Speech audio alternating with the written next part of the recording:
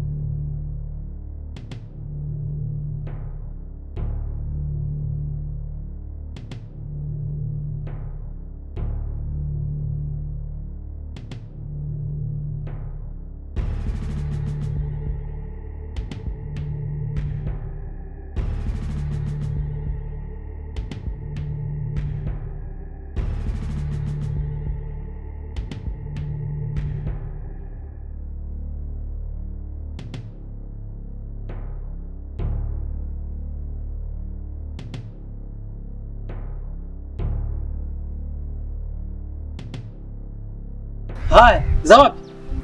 Niko tu naenda hivi. Lakini afadhali nimekukuta. Haya. Una lipi? Mazuri. Maana kesi za hapa mtaani tushazizoea sisi. Hakuna kesi lakini kuna kitu nataka kukwambia. Wewe nielezee, usihofu. Si unajua mimi ndio balozi hapa. Wewe nielezee, usihofu chochote. Nielezee mama. Sasa hakuna shida. Nilikuwa nataka kukwambia hivi. Kuna huyu mtoto wako, huyu Viki. Viki msichana wangu? Nakuuliza hivi. Kwa mfano kama ni wakati wa shule. Kwa akitoka asubuhi anaga anaenda shule ama huwa anaga anaenda? Mama huyo yasema yenda shule yule. Si wewe kwani si wajua yeye yasoma yule? Najua. Akitoka amvaa sare zake za shule, yeye ndio shule. Ndio, pia mimi najua hivyo. Huyo ni mtoto wa shule. Lakini haya kuna lipi? Mambo gani haya? Leta viatu hivi. Vipi, mbona tunashukuliana vitu bana? Mambo gani hao? Kwa nini kwa mganga hapa tunatoa viatu? Bala, mimi nataka nikiongea. Toa viatu. Toa viatu hivyo pasta. Changamka. Ona mimi nacheka. Changamka kiume. Leta saa hivi. Hii saa expensive. Oya, leta saa, usiniambie mambo expensive. Hii saa expensive baba. Oya. Expensive baba, hii saa expensive. Unamwambia nani expensive? Ofala. Nipe simu. Huku ni wapi? Oya, toa simu. Tafika vipi nyumbani? Changamka, leta simu bro. Oya. Leta simu. Nataka kuongea sana ujue. Mimi nataka nikiongea na mtu pasta. Nimetoa. Leta simu. Changanya.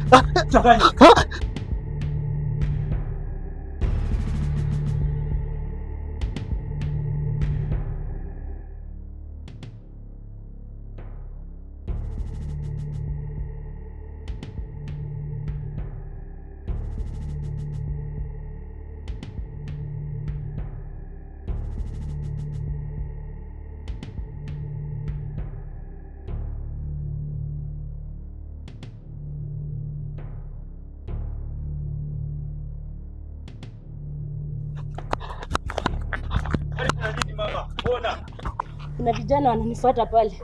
Sijui anataka nini. Wanakufukuza? Sijui anataka nini.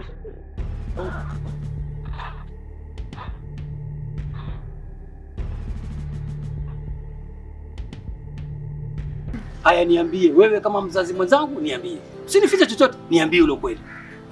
Mimi hata sijaona kitu kibaya sana, lakini nilikuwa nataka kukwambia hivi. Tena nilikuwa nataka kukwambia wewe.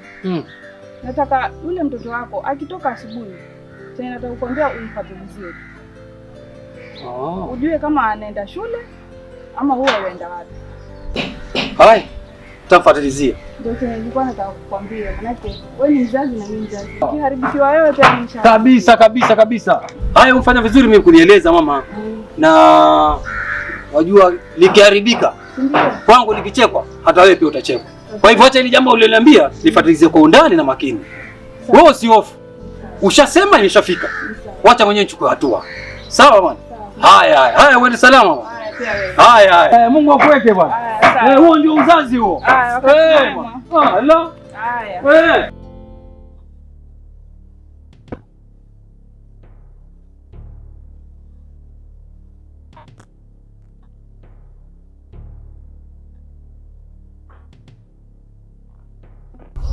Yule kijana amekimbia. Kwani imeanzaje huko? Naona hii simu umebeba mkononi. Hizi si ndo wanataka hizi. Alafu hii njia si nzuri. Ulikuwa unatokea wapi na unaenda wapi madam? Nilikuwa nimetoka huko nikienda huko kwa best yangu. Kwa best yako? Mwambie kwa mnyeshe njia zenye utatumia. Hizi njia ni mbaya, vijana ni wabaya huku. Sasa hii njia usitumie hii. Huku ndo kubaya zaidi. Hapa barabara iko karibu. Wewe pita na hii tokee kwa barabara. At least hii njia kidogo iko safe. Maana huku ni wengi kama nini huku chini.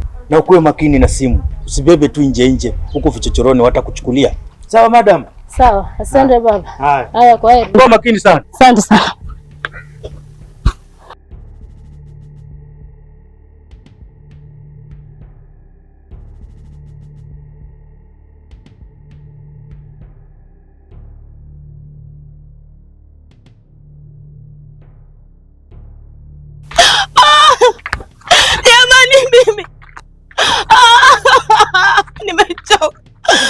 Nimechoka shoga yangu mimi. Una shida gani? Nimechoka. Omari nimemchoka mimi shoga yangu, nimemchoka. Omari ataniua mimi. Omari mmoja, Omari mtoto mzee Rashidi mimi ataniua kumtaa mimi. Basi nyamaza uniambie.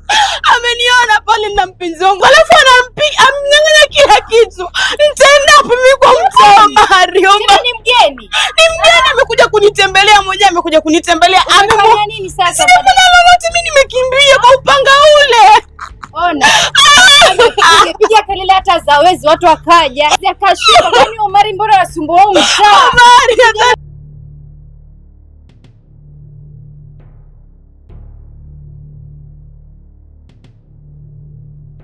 Habari bwana. Salama. Njoo. Naje? Bwana yako. Yero. Poa. Mbona unatembea bila viatu ndago? Nimeibiwa ndugu yangu. Ninavyokuambia hivi nimeibiwa saa, nimeibiwa viatu, nimeibiwa simu, kofia na kijana wengine nadhani anaishi hapa. Umeibiwa? Ndio.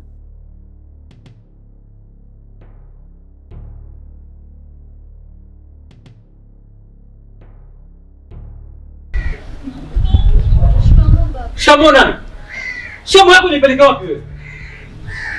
Wewe vipi wewe? Yaani hii tabia yako chafu, utaiacha lini wewe? Kwa hivyo wewe unajua unafanya tabia gani? Hapo kutoka hapo unaenda wapi wewe? Naenda shule. Naenda shule. Bado ni shule. Pale unapoingia ni shule.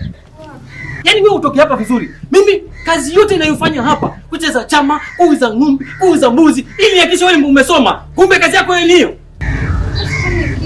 Lakini utaniibisha mpaka lini wewe? Ufanye kitu. Yaani naambiwa kwa njiani si kitu kile.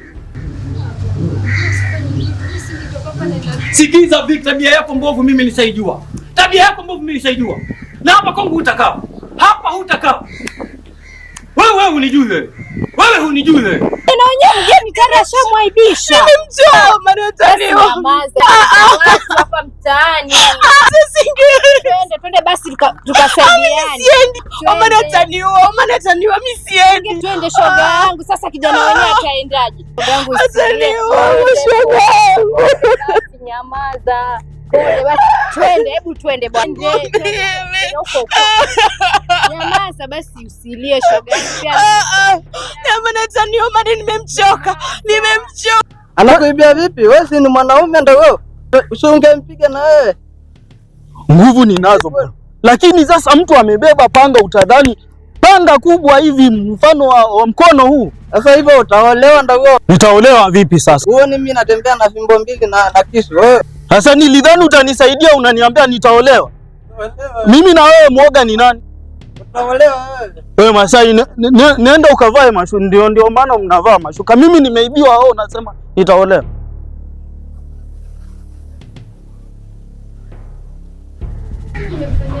Umefanya nini? Uliuta tukifanya wewe? Wewe kwa mpira zoezi ndio tukifanya wewe? Yaani wewe uone kama ni aibu unayofanya hiyo. Shule wafika? Shule wafika? Nafika shule, nafika. Na wewe njiani, umbavu wewe. Oh, nimeambiwa na nani? Nimeambiwa na nani? Kuna nini tena hapa? Kuna nini na umbavu wako aende shule huyu? Nenda shule huyu. Anaenda, kwani umesikia wapi aende shule tena? Wewe naye ndo mjinga wa kwanza wewe. Mtoto haendi popote. Lakini wewe wasema nienda shule wapi huyu? Wewe aliyekwambia kwa haendi shule nani? Yeye apata maneno kwa njiani mimi. Sasa hapa karibu nichanganye na mtoto. Mwalimu tabia zenu. Wewe huna time kabisa kwa kuongelea msichana. Huna time kabisa kwa kuongelea mtoto wewe. Vicky, waenda shuleni wewe? Naenda. Pumbavu huyo. Naenda wapi huyo? Naenda wapi huyo? Naenda shule. Naenda wapi? Naenda shule wewe. Mume wangu anayekwambia haya ana madhumuni gani? Silie. Mpenzi wangu hata sijui kwa hali gani baby. Jozi basi. Mimi nimechoka umtame huku pale. Mtani mwanza kwenda kwanza bana, mimi naogopa. Mimi naogopa anza kwenda, mimi naogopa. Twende sote bwana. Mimi naogopa. Amenipata pale. Sioni? Alikuwa amenipata pale mimi Omari. Ameenda wapi? Sijui. Sasa mimi nashangaa pia, mimi sijui. Sasa kijana watu ni mgeni hata. Jamani mimi Omari ataniua jamani. Tulikuwa pale akinipiga mimi akampokonya vitu. Mimi kabidi nimekimbia. Ungepiga hata kelele za mwisho. Umemwona Omari kwa upanga ule? Mimi singepiga nduru. Mimi singepiga nduru. Jamani. Kila kitu sasa tarajia tayari. Mimi sijui jamani, mpenzi wangu mimi jamani. Nyamaza, usilie sana nao watu watajazana. Nyamaza. Omari ameniua. Sina hata simu mimi, unanionaje? Mimi mwenyewe nimechanganyikiwa, simu naitoa wapi? Tuliona tutaenda kuyajadili nyumbani. Omari ameniua mimi Omari. Kwa nini hichi kikao chachelewa? Wow, uhalifu umezidi kwa mwingi, angalia sasa. Omari ameniua, Omari ameniua. Nyamaza shoga yangu. Mpenzi wangu jamani, namtoa wapi mimi? Ongelea huko nyumbani. Jamani mpenzi wangu. Nyamaza pole. Shoga yangu. Mpenzi wangu mimi. Kwa hivyo hao wazee watu wazima wanaponiambia mimi kitu kama hicho, wao ni wajinga wewe. Najua. Wango. Sasa wamemdanganya babako. Pumbavu huyu. Tena hata una haya. Wewe unamtetea wewe? Eleze babako waenda ufiki. Zamani watu ya uongo. Yaani hao wazee wako mtaani waniambia mimi ukweli, waniambia mimi uongo. Pumbavu huyu. Amesema amefika shuleni mume wangu. Mbona upige kelele? Mama akifika haiji popote huyu. Haiji popote huyu. Hebu nyamaza. Huna haya. Mbele mamako unaongea uongo wewe. Mume wangu, sikiza mume wangu. Nyamaza. Nitazungumza na Vicky. Nitajua kama yenda skuli ama haendi. Kama hutafanya hivyo nisikize makevi. Kama hutafanya hivyo, wewe na yeye mtatoka hapa. Nitaenda wapi mume? Wewe mtaenda wapi? Mtaenda jua huko njiani huko. Hapa kwangu sasa kwa pumbavu kama nyinyi hapa. Nitazungumza naye basi. Haibu gani unipatia? Hata majirani kule wanatusikia sisi hapa kwa sababu ya Vicky. Hao wenyewe majirani pia watusema kwa sababu ya tabia yake huyo. Mume wangu. Wewe nani anambia kujui hapa mtaani wewe? Ananiambia kujui. Nyamaza. Atafuta heshima kwa babako. Twende ndani mume wangu. Nitazungumza naye huyu. Hii tabia iishe hii. Itaisha mume. Hii tabia iishe. Tutachunguza tujue kweli uko wapi. Na unyamaze. Sitaki kusikia unajibizana na babako. Jinga huyo. Tabia yake hatawacha hiyo. Atawacha mume wangu. Hatawacha wapi hiyo? Na sasa wewe. Sijui mwanzo umemwiga nani mimi.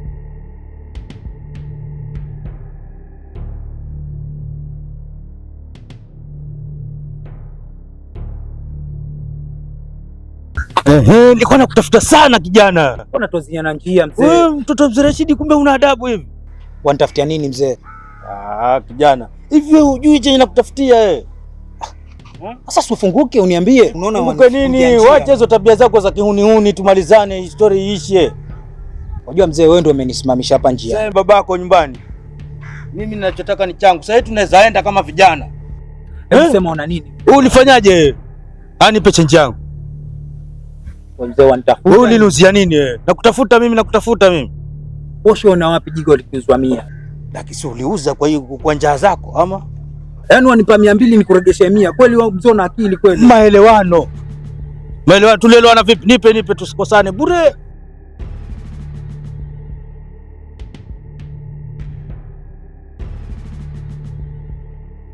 Tafadhali nimekuona wewe. Nilikuwa nakutafuta sana. Unanitafutia nini? Kwani hujui nilikuwa nakutafutia nini? Ule umbea ambao ulienda ukamwambia baba ile siku pale, kwani umbea gani? Wakati unatoka shule nilikwambiaje? Ulifanya mpaka nikagombezwa, yani wewe ni mwanamume na kuchukia. Mwanzo sio kugombezwa tu peke yake. Ulikuwa na pigwa makofi kabisa. Wajua wewe naja kuvichisha dera siku moja. Sikiza. Babako taarifa zote amezipata mtaani, sio mimi kutoka kwa nani? Wajua nipandisha. Na kwa amezipata kutoka kwa nani? Kama watu hujui tabia zako. Nani ni mbea wa hapa mtaani kama si wewe? Wajua hiyo kazi ndio nayo. Kwenda zako wewe, ndio kazi uko nayo. Uko na tabia za kike. Nafikiri tabia uko nazo babako anafurahia akisikia mtaani watu wanamsuta. Uko na tabia za kike wewe, wacha tafuta bibi uoe ama utafute kazi ya kufanya. Kile mjomba akikosewa mimi pia nami ninapata waibu. Naambia dadako viti, ni kama anajiuza. Tabia ni mbaya. Kila mmoja anajua wewe tabia zako. Hata kama yauzwa 100 ngapi wewe unizia 100. Sasa basi mimi niko huru Kenya bwana. Sikiza sasa mzee, naomba unisikize sasa mzee, tusikizane bwana.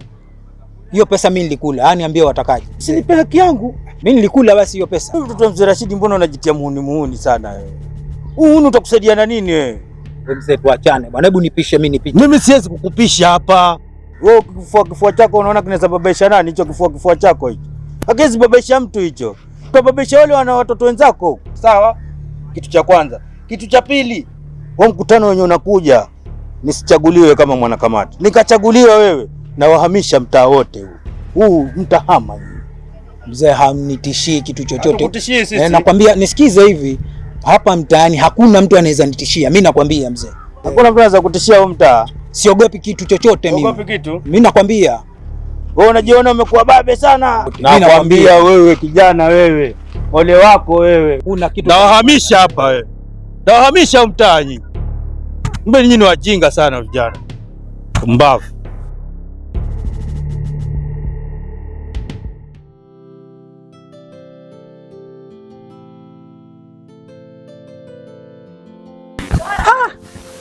Yaani imekuwa kama satisfied. Kwa nini? Sasa sikiza. Leo saa 8 mkutano. Mkutano gani hata sielewi. Haya niendelee kwenye kijiji yani. Meridhika nao nyinyi? Siridhiki. Haya mambo haya ambayo yanakosea kwenye kijiji. Ndio nataka tukaongea kwenye mkutano. Sisi tumepanga tukasema kwamba mkutano lazima uwepo. Haya mambo tuyajadili. Ndio hivyo. Basi siku ni leo saa 8. Asante. Ni kama Mungu amesikia kilio changu. Maana nimechoka, moyo na uchungu. Omari amenichosha. Ndio hapo. Mfike muyaongea. Omari amenichosha. Mimi nakwambia maneno ambayo wewe mwenyewe yatakusaidia. Maneno gani hata? Yangeanza kukusaidia wewe kwanza. Maanake una mbele wala nyuma, umeketi tu pale ni kulishwa tu na kutafuta umbea. Kwa hivyo kutoka kitambo inakuuma kwa nalishwa na vishwa. Yaani vile nakuchukia wewe ungekuwa wajua. Nakwambia mwaka ni huu nakunulia dera je nikuvisha kwanza litakupendeza. Mwangalie. Nini? We. Usinipoint mkono wewe, unakuwa usinipoint mkono wako, usinipoint. Usinipoint. Wewe. Kama babako alishindwa kukupiga basi mimi nitaweza. Jaribu. Tunasema wewe. Jaribu. Sikiza tusichezeane. Sikiza basi, angalia. Acha na mimi wewe. Unajua ninachofanya wewe. Nakwambia nikome safari hii naenda kuchukulia dera nikuvalishe hizo uzivue. Acha nikwambie sikiza. Wewe. Mwangalie pepo ushindwe. Wewe tena ole wako kunisimamisha tena na kuniambia ujinga. Ni vile leo nimekuwa na mood nzuri. Lakini ningekuwa na mood mbaya ningekurarua makofi. Kwenda kwanza sina time ya kukusimamisha mwangalie. Kwenda wewe nenda zako. Kwenda zako utaolewa mwaka huu maana hujapata bibi mpaka sasa kwa sababu ya umbea. Weweka. Kwenda zako. Waambie wenzako wote wale ambao walipata shida huko njiani, wale wana malalamishi, wale ambao wanataka waje tuyaongee pale. Sawa. Wajua mahali pa mkutano? Papo Mkwajuni chini hapo. Mfike nyote saa 8. Pale chini. Ni sawa. Yapi ya kuongea ulionayo wewe? Nimechoka, moyo una uchungu. Siwezi kusala kusema. Yaani nina uchungu vibaya hata umefanya vizuri kuniambia. Usiumalizie hapa uchungu wako. Ni sawa. Saa 8? Ni sawa. Saa 8. Sawa. Na ni mkutano wa maana sana huo. Usikose. Siwezi kukosa. Machungu ninao mimi. Machungu ninao mimi. Siwezi kukosa. Sawa. Siwezi kukosa. Nashukuru. Haya, sawa.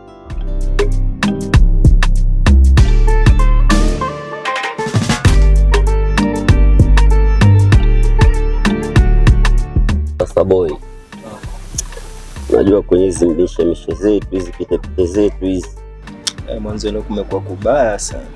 Jua sasa hii tuko kwenye rada sana na kamanda sasa wanatupatilizia so kwenye michongo. Habari zenu? Nzuri. Salama. Karibu mkuu. Mko sawa? Si tuko sawa kabisa kamanda. Sasa mimi nilikuwa nimekuja kama vile mnavyojua, niangalie kile changu mlichonipangia mimi niende zangu. Kamanda, leo tuko poa, lakini mwanangu Doto za mwangalia chochote. Mkuu, tumepiga michongo hapa na pale, lakini sasa mitaa inakataa. Sasa wewe kile utakachopewa kitakachotoka kwa mfuko, basi utabidi uzuie tu, maana hali si hali.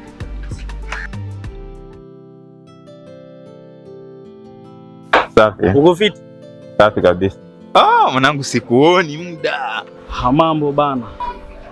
Sasa hivi unaelekea wapi ndugu yangu? Narudi zangu nyumbani kuangalia mambo. Niko tu mtaani.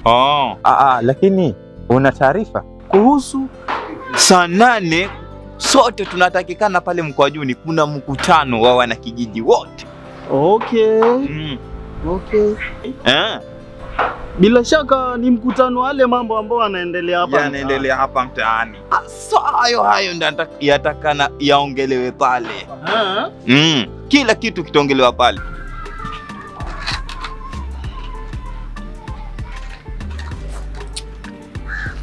Kamanda zuia. Lakini hii ni ndogo sana. Ndiyo, lakini sasa hicho ndio kilichotoka kwa mfuko hicho. Kamanda, leo michongo iko chini mbaya. Tangu juzi hatuko poa. Sawa, pia kule kambini hali imekuwa ngumu. Kwa hivyo nyinyi kama mtafanya kazi zenu kizembe, basi msinilaumu. Alafu huyu Omari yuko kweli? Omi yuko. Sisi kama tuko makini. Sasa mkimuona mwambieni afanye mambo yake yote, lakini anitafute.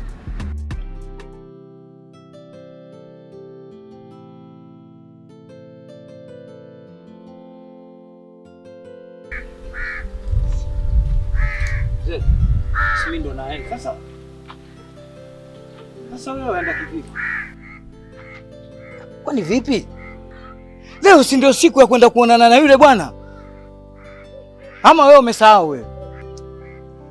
Mzee Rashidi bwana. Sasa sio mambo nilikuwa niumalizane nayo jana wewe. Namalizana naye kivipi? Namalizana naye kivipi?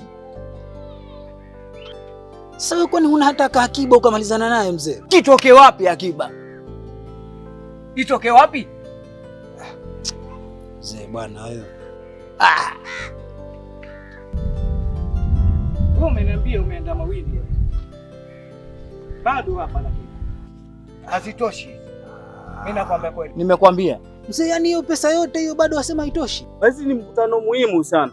Bila shaka unafaa kuwa na wale wote ambao kwamba wananini katika. Bwana balozi atakuwa sio? Kabisa. Okay. Sasa wewe unatakana pale uende pale ili ukaeleze kinachokusibu. Hiyo ni yani obvious. Ueleze. Hiyo ni obvious kwa sababu wale ambao alinipata bila shaka ni mambo ambayo sijaridhia na sitakubali. Fanya hima ufike pale. Acha zile hasira zote tuzitoe huko mkutanoni. Sawa, tukutane ba. Sawa. Tukutane. Sawa. Fanya hima basi. Haya. Alafu pia nyinyi mjipige, hii pesa ni kidogo. Jali, tutakuona tu.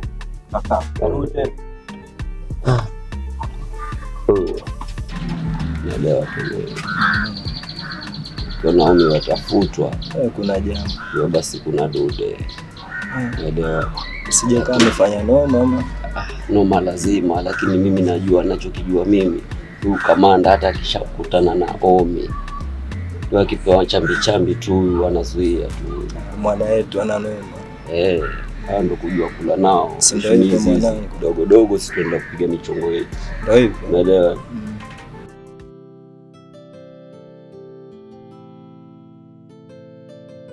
Salama vipi? Vipi? Poa. Nakwambia shogangu nimepata. Karibu shogangu, hata ukai. Mimi nakukaa. Kuna nini? Sikai. Mguni wa kwako. Ninjua tu nalo. Wewe. Unanielewa. Asubuhi. Unanielewa. Haya niambie. Nimekutana na mzee balozi. Ameniambia kuwa leo kuna mkutano. Na mimi venye unanijua nina machungu.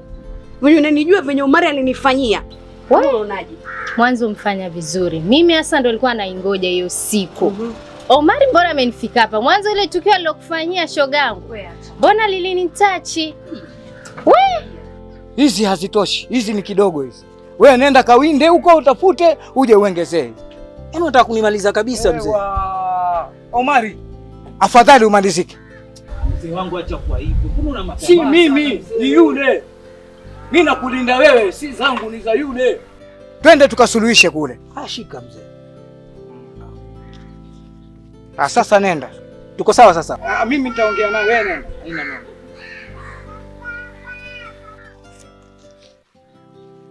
Tuwatengezewa wewe, walalamika.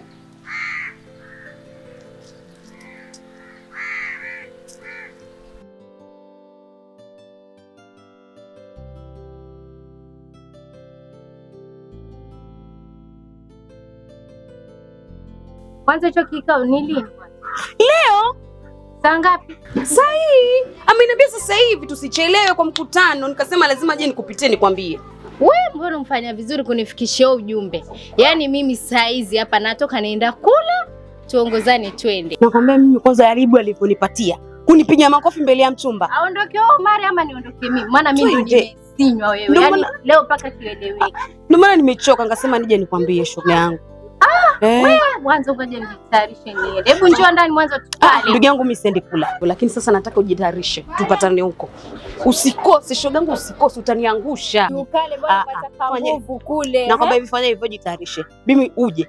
Mimi Mungu siende tangulia mimi nala alafu naje. Fanya hivyo basi shoga yangu. Wewe ndio mguni wa kwako. Sikaribi.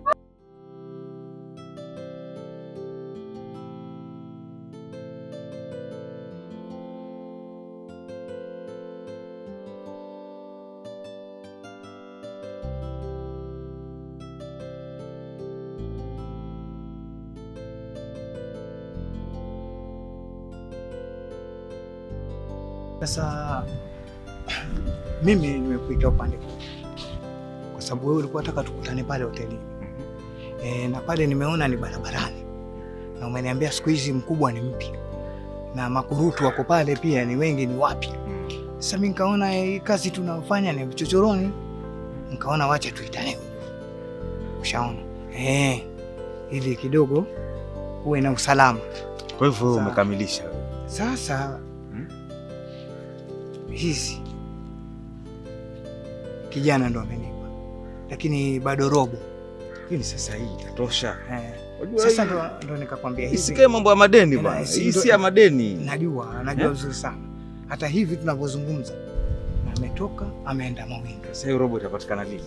Yeye tayari yuko Mawindo.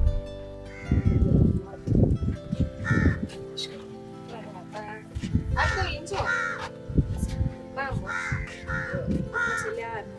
Mimi niko mtaani kila siku. Au mpotea sikuoni. Yaani ni kitambo nikuone.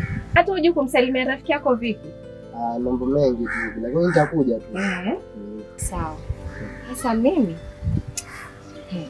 naomba nikusumbue. Sija nikaonekana huko mtaani, unajua nako maneno ni kama yote.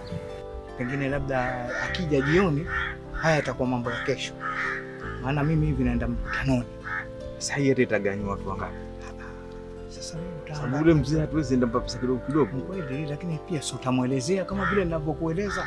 Rashidi wanibwaga. Hii kazi yako itakuwa ngumu. Mimi nitakuachia wale vijana na watammaliza yule kijana wako. Tusiombe hivyo. Sasa tufanye hivi. Saa hizi si saa 4. Fanye kama naenda mkutanoni. Alafu kama saa 9. Nikitoka mkutanoni, mimi najua vile nitafanya. Sawa, acha mimi na shughuli. Tafadhali.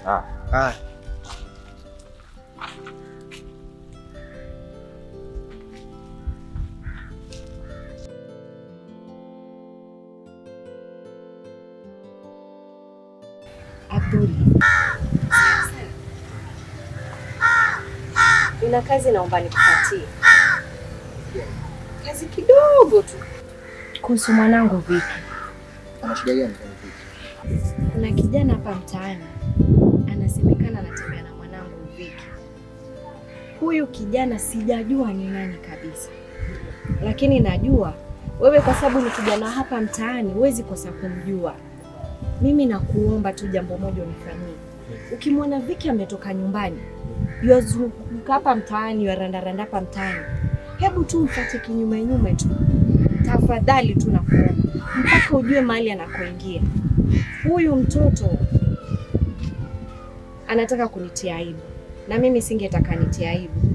Sasa mimi nakuomba Abdul. Ni sawa? Sawa. Lakini nichunguzie tu. Anaenda wapi? Anaingia kwa nani? Na kama siku ambazo anastahili kwenda shuleni, anaenda huko. Hata pia ukimuona njoo unielezee.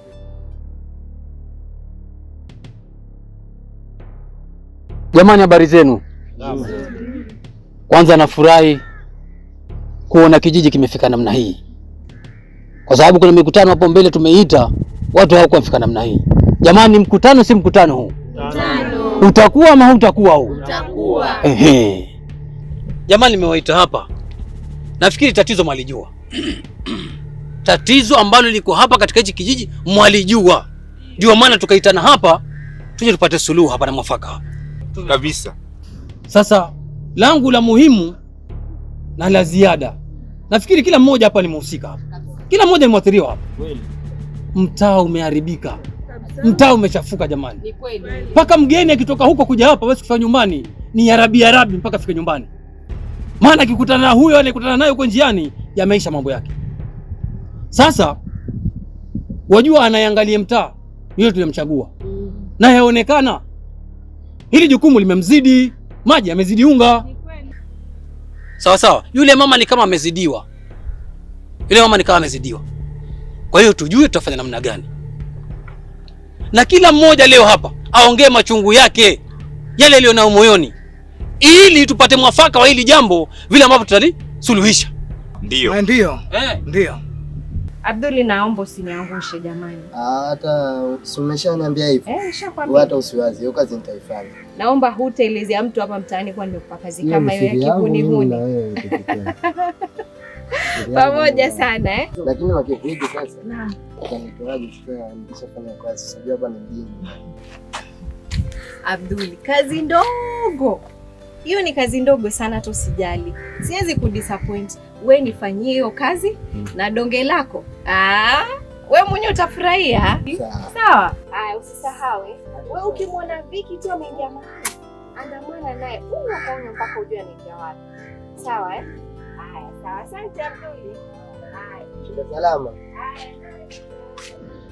Huyu mama kulemewa kwake amelemewa, mimi sijaelewa kama alikuwa ameelemewa kivipi yeye. Sasa hayo yote yajua kwenye mkutano. Wewe wajua ubaya wako wewe ni kuongea tu. Watu hawajamaliza mada, wewe ushaanza kuongea. Lakini ni kuchangia, tunachangia. Kwani mchango gani huu wako ambao waja nao wewe? Mchango gani wako ambao waja nao wewe? Si ungoje kwanza. Hata nchi jirani iliweka mama. Uliona iliyotokea? Sasa ni kama amezidiwa huyu mama. Wewe nakujua mara nyingi wewe huwa unapenda kunilemea sana. Sasa mimi kuchangia, mbona hao wote kuongea, wewe peke yako ndio ongea? Sasa hao wote walikuwa hawajasikia ile mada ambayo nimeleta hapa. Mpaka wewe ndio usikie peke yako wewe. Ndio nakuuliza swali moja. Ngoja, ndio nasema hichi kikao kimewekwa hapa ni sababu yangu mimi ama ni sababu ya yale mambo yanayoendelea hapa kijijini? Hapa tumekuja, sikiza mzee Rashidi. Usikoroge hapa. Hapa tumekuja na jambo la uhuni.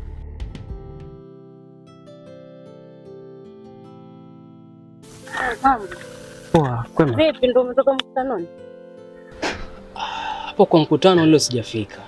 Na wewe mguu wangu ulikuwa nasema nikipata na mtu yote hapa njiani nitamuulizia maswali ya mkutano, sababu watu wote hapa mtaani walikuwa wamealikwa. Sasa kina nani wameenda? Tushajuaje kitu gani wameongelelea huko? Kuna rafiki yangu anaitwa Raji. Raji ni nani? Kuna kijana mwingine hapa amekuja juzi hapa mtaani, na alipofika tu naye akafanywa matukio mengine ambayo si mazuri. Aliibiwa, akapigwa. Aliibwa na kijana mwingine tu Omari. Sijui hata kama hizo stories zimekufikia. Nilisikia juu, lakini pia mimi jana kuna kijana amenifuata sana. Sasa sijui kitu gani alikuwa yakitaka. Ni kuna timu hapa kinaendelea. Kuna vijana ambao hiyo wanaendelea. Kuna Omari na vijana wengine. Kama sio Omari jana alikuwa anakufuata. Baadhi yao vijana ambao wanatumia kuiba naye.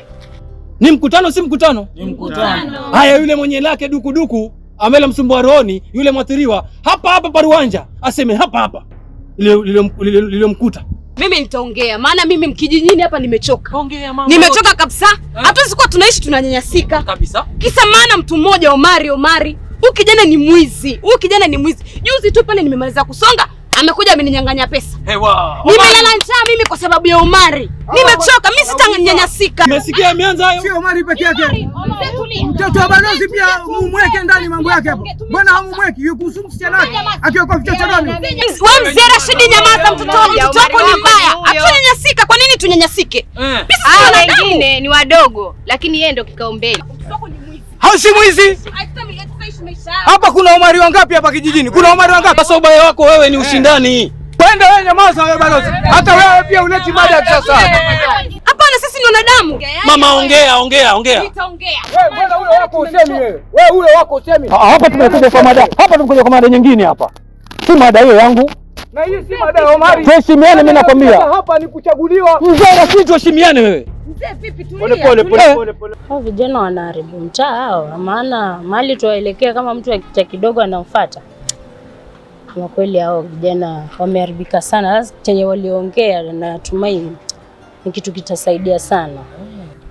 Kwanza huyu Omari.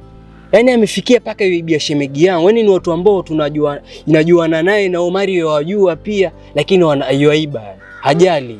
Shemegi yako alibiwa nini? Madera tu yani. Yaani wanaiba vitu ambavyo hatavisaidi, lakini kuna mkutano ambao ulikuwa umewekwa, ilikuwa haya mambo yatazungumziwa. Hapo watapata suluhisho. Manake kama hao vijana hiyo ndio tabia yao, hii mtaa itaharibika sana. Naamini mimi nitakutafuta. Nenda muulize huyo Raji.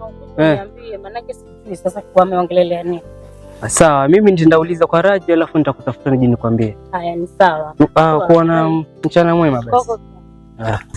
Mimi nami pia. Juzi natoka nyumbani naenda kusukwa. Nilipofika paka kwa huyo dada, nimekaa na sukwa, Omari ndio huyu. Akasema nataka pesa ama simu. Tukabidi tumwachie simu. Tumwachie pesa ili atuachie simu zetu. Nilitoka hapo nikatembea na mguu. Jamani, mtu ni mmoja tu. Hata hana haya. Mungu atenda kumchoma huyu.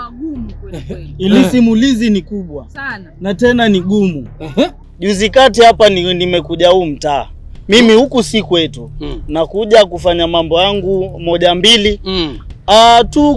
Niko katika harakati zangu. Huyu Omari huyu mnayemzungumzia si ni ule kijana mfupi hivi? Huyo weusi. Huyo alikuja akanipokonya kofia, akanipokonya simu, viatu vikaenda. Njaa gani? Ya Rabbi, hebu fikiria ningeenda vipi nyumbani. Huyu haya mgeni kama huyo afanywa huyo. Amefanywa mambo hayo. Haya sisi wenyeji ni mtoto wa huyu mzee huyu. Hata si huyo peke yake. Amekuja jamani hata wiki. Amepita tu hivi, simu ikaenda, pochi ikaenda, akaachwa yeye tu. Nakwambia mimi ni mgeni, sijamaliza hata siku 2. Kwa kichochoro nikakabwa tayari. Pochi, simu zikaenda. Kwa yule mzee nilienda nikamuelezea. Na akakataa, akatakata mtoto wake simu hizi. Alikataa katu Baba, mtoto wako mwizi, kubali ukatie mtoto wako mwizi. Dadangu huyu alikuja si ukamkatalia. Mtoto wako mwizi, mkanye. Yaani Omari peke yake ndio mwizi katika mtaa. Ngoja. Omari peke yake. Wako wengi. Omari huyo. Huyo Omari alipita na kwangu. Baba nakwambia. Omari wako alikuja akachukua madera yangu yako kambani, ndio mwanzo ninaanika. Nimechoka. Sawa baba. Omari Sikiza wewe, Omari alivyokuibia ulienda polisi? Yeye ndio mwenye genge huyo kijana wake. Sasa nani asiyejua hapa? Yeye ndio mkubwa. Sawa. Sasa hizi panganga zote anazoongea yatetea mtoto wake. Mtoto wa nani? Mzee Rashidi, sikiza. Huyu wangu anayofanya ni babaya. Mcha mwana kulia. Balozi mzima wewe, ubalozi mzima. Wewe nyumbani kwako ukuoni wewe. Ukuoni, toa ule uchafu ule kwako. Sikiza bwana. Mzee Rashidi, sikiza. Tuheshimiane. Tena tuheshimiane sana. Usitake kunivua nguo mbele ya kituo cha kura kama hiki. Tafadhali nakuomba. Kwa heshima na taadhima. Kama utakao mkutano ufurujike huu, wewe endelea kunifuatafuata na maneno. Wana vijiji mko? Haya, mimi nataka maoni yenu hapa. Ni kweli uhuni umezidi sana hapa. Hawa wana kijiji wamenipatia haya malalamishi muda mrefu sana. Kwa hiyo naona ni wakati sasa, maana haya mambo yananilemea. Waona sasa? Waona sasa? Mpe nafasi aongee, msikize. Uhuni umezidi. Ndio. Na mimi kama mama, kusema ule kweli, nahitaji msaada wako. Kabisa. Kwa nini haya mambo yanaendelea hivi? Lakini zaidi huyu mzee ndimfuata mimi. Yuatetea mwanae. Nini mnatafuta? Waona? Nikamwambia hili swala tutaenda nalo mbele, akanambia nenda popote. Mfedhuli, mimi nimekufuata mara ngapi wewe? Sikiza, wanifuata nini? Nimekufuata mara ngapi mzee Rashidi wewe? Wewe uchafu wako. Mtoto wako yuko kichochoroni kila mara mmoja wa waisi. Wewe waona yangu. Mwanao ni mbaya mzee. Mwanao ni mbaya, hata mimi nina jiko la watu huko kwangu. Haya, sikiza mengine. Jiko la mkeo. Yaani lile jiko langu kumbe ndio limechukuliwa. Wewe mzee? Ndio. Niko nalo tena kuondoka na change yangu. Omari wewe. Mzee nakwambia hapa leo hapa kitachimbika. Leo hapa kitachimbika. Omari ya wizi. Kaa chini mzee, kaa chini. Wewe basi ndio unafanya watoto waiba hapa wewe. Sasa yeye alikuja jina la babake. La babake yupi? Wewe ndio unakuzia. Keti chini mzee wewe, sikiza wewe unayoambiwa wewe. Kila kitu amtetea. Akienda kichomo atamtetea. Kama kweli mambo ya ulezi wewe. Jamani. Alafu ngoja niwaambie hivi. Huu mtaa umeharibika sana. Kweli tutayaona mama. Umeharibika. Kuna watoto hawasomi.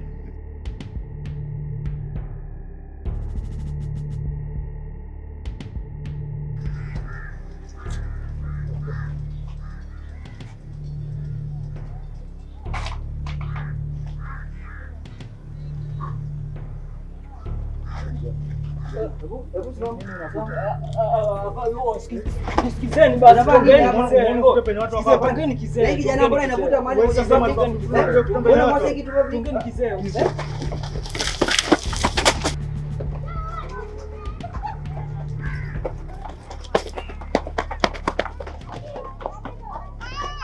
Sio kwa hakuna walimu, sio kwa hakuna shule, sio kwa shule zimefungwa. Hapana, ni watoto wanawekwa vichochoroni. Si mwanaume, mmoja na balozi msichana. Mzee Rashidi, tulia. Sema wewe mama. Sema wewe mama. Maana nikisema mimi naambia anapiga kelele. Sema wewe. Sasa chini. Sina chochote mimi. Uonevu ndio mwingi. Sema wewe amalize. Hatuonei mtu hapa. Nyamazeni, mbele nafasi. Ripoti zote mimi niko nazo. Mbona hujasema? Lakini mzee Rashid, una matatizo gani wewe leo? Kwa nini unatuvurugia mkutano? Lakini wachana naye huyo. Wewe ndio mzee wetu hapa. Ndio. Mcha mwana kulia. Sasa wewe. Hapa mimi na mimi niongee. Hapa ni uonevu. Wewe wazungumza ya wizi. Haya vichochoroni uzungumzi ya watoto wa kike. Hapa tuko hapa kwa sababu ya uhuni unaotokea. Si watoto wa kike bwana. Watoto wa kike apigana kabari hapa. Mtoto hakika piga nani kabari hapa? Angalieni. Itakuwa ni Omari. Angalieni. Hebu ongea. Tembea na wauni wewe. Ndio nasema. Sawa sasa ni yameisha sasa. Kwa hivyo hata akiiba mwingine kule ni Omari. Maana yake ndio si ndio? Ndio nakuuliza swali. Wewe balozi, mbona ya kwako usemi hapa? Tafuta wewe. Wewe ndio nitafuta wewe. Wewe ndio umekuja nayo wewe. Na raundisa kuangalia tu mimi. Muache mheshimiwa ongee, wewe unaongea nini wewe? Mnajua hapa tumekuja kuelimishana. Ushaona tabia za watoto wetu. Waambie. Tunapaswa kuketi ili tusuluhishe hizi tabia za hapa mtaani. Sisi tunataka kijiji chetu kiwe na amani. Ndio. Wazazi waangalie watoto wao, wafunze vizuri. Sio kuonea watoto wengine. Unaona? Na kama mtoto ana makosa, unatakana wewe mzazi uwe kipaumbele kumrekebisha mtoto wako. Basi mwambie jirani yako hapo. Mwambie jirani yako hapo. Hata huyo pia mwambie jirani yako. Kemea jirani yako hapo. Haiwezekani kijiji kinakuwa kibaya kwa sababu ya watoto tu. Basi tunapaswa kuketi na wazazi. Unaona? Wako na wangu, wako na wangu. Kwanza huyo Omari dogo langu hapa. Halafu kuna mwingine hawa ambao anatembea na hawa wanawake hawa. Wanatembea na watoto wa shule. Unasikia hayo? Huyo kunguni huyo nikija kimpata na sister yangu kunguni huyo, mimi namtoboa haki anana. Mtaniita mbaya, nitakuja kijiji kizima hapa. Haiwezekani mjinga fulani aje aharibu mtoto wa shule halafu aende kwa wazazi wake na kilio. Haiwezekani hiyo. Haiwezekani. Ana haya shindwa hata kuongea. Haiwezekani bana.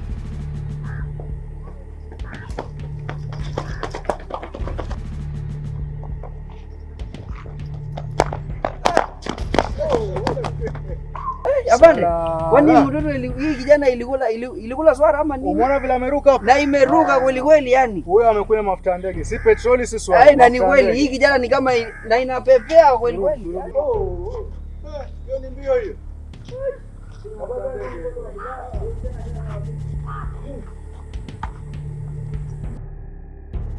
Sikiza. Msomeo jirani yako hapo. Mzungu vile amesema. Asema nini? Ala. Amesemaje? Watoto wote si wangu. Mpaka wao. Mimi pia wajua kama hebu tuwe na mkutano mmoja. Huyu bwana Rashidi ni rafiki yangu mkubwa sana. Nampenda kweli, lakini mambo yake yamekuwa mazito kupita kiasi. Huyu bwana nishamwongelesha juu ya mtoto wake kabisa, lakini analojibu yeye anasema yeye yuko tayari kwa lolote. Mwasikia? Mwasikia hayo? Mwasikia unavyo? Wewe ni rafiki yangu. Wewe ni rafiki wewe. Rafiki nani? Nilimwambia anangojea mwanawe kuchomwa. Kwa hivyo ataja moja. Hateteki huyu. Unasema hivi. Sasa ndo nasema vile ndio mimi siogopi. Nimesema siogopi kikao chenu. Na wewe ni mnafiki. Mimi sikuwa na area kwangu, mimi nakwambia kweli. Ndio nasema hayo ya Viki hamja nasikia. Wewe usikie na hayo bwana. Kama wewe ondoka kukuhitaji hapa wewe. Nenda. Kwanza wewe watafuta. Wana kutafuta hapo ili sikuwa chini. Kwani wewe sikuwa?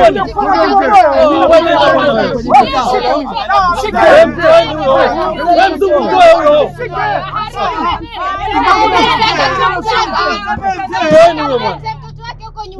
Nenda. Tukutane hapo. Sio ngapi kukutana na wewe, hata mimi nitakutana.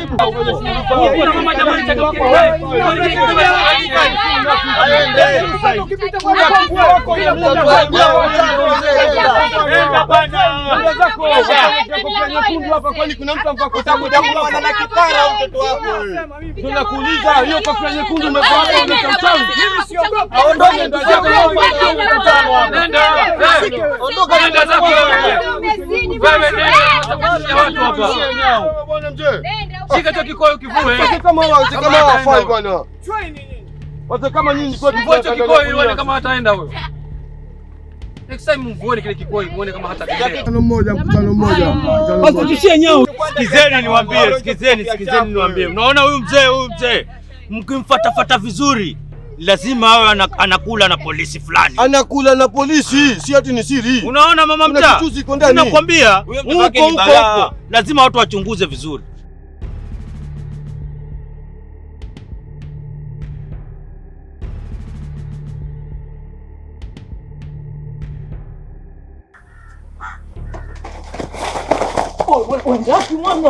Nini babu?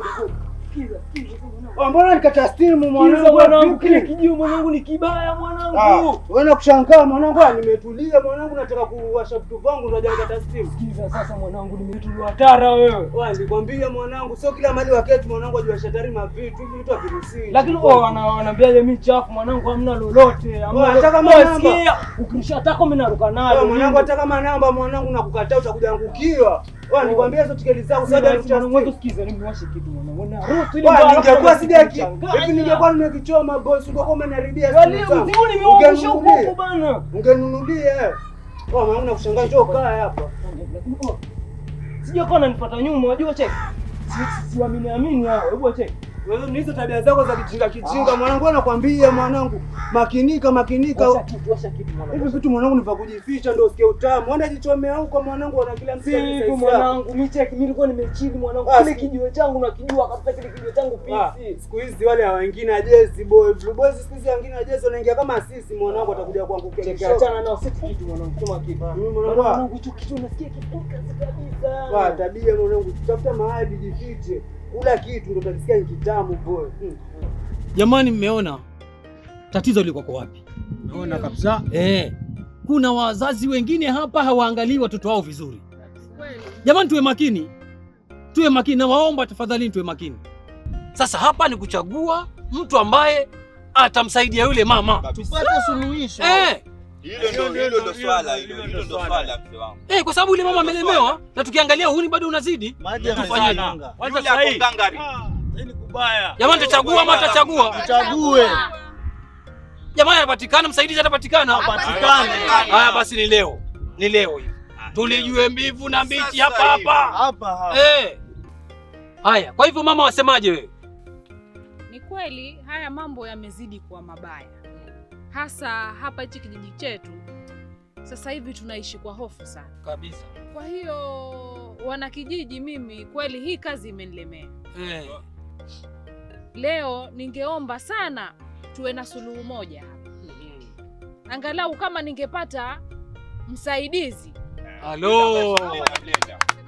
Kabisa. Jamani, msaidizi atapatikana ama atapatikana? Atapatikana. Basi hili jambo tukasaidiana, maana limekuwa zito sana kwangu. Basi ukishasema sisi kina nani tutalitekeleza ama namna gani? Ndio. Si tumeitana hapa kwa jambo hilo.